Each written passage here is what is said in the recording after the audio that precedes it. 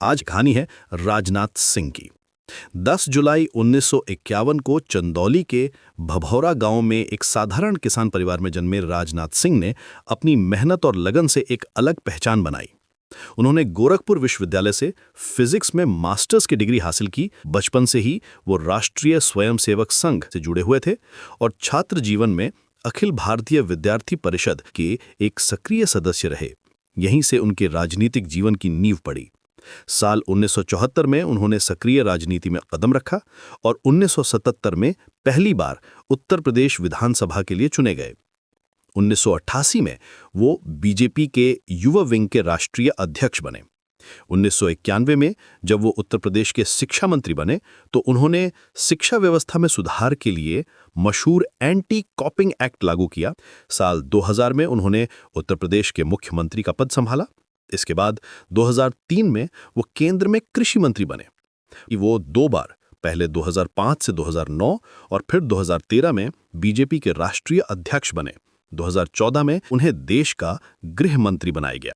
इस भूमिका में उन्होंने आंतरिक सुरक्षा और आतंकवाद से निपटने के लिए कई कड़े कदम उठाए, लेकिन उनकी असली पहचान बनी 2019 में, जब उन्होंने भारत के रक्षा मंत्री का पद संभाला।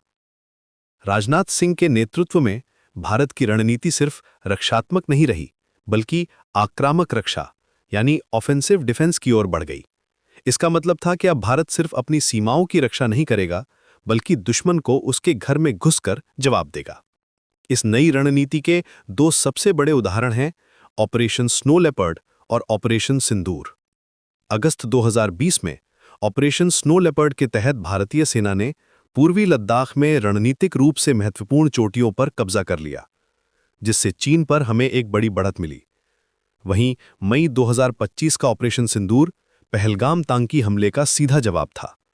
22 अप्रैल को हुए हमले के बाद 7 मई को भारतीय सेना ने 9 आतंकी ठिकानों पर सटीक हमला कर दुश्मनों को कड़ा संदेश दिया।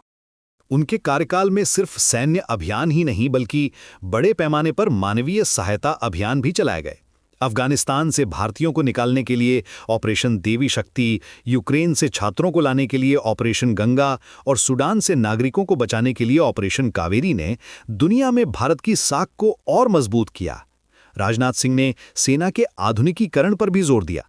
वायुसेना को राफेल और S-400 मिसाइल सिस्टम से लैस किया गया तो नौसेना को INS विक्रांत जैसा स्वदेशी एयरक्राफ्ट कैरियर मिला। थल सेना को भी आधुनिक हथियार और उपकरण दिए गए। राजनाथ सिंह का कार्यकाल भारतीय सेना के लिए आधुनिकीकरण, आत्मनिर्भरता और एक नई आक्रामक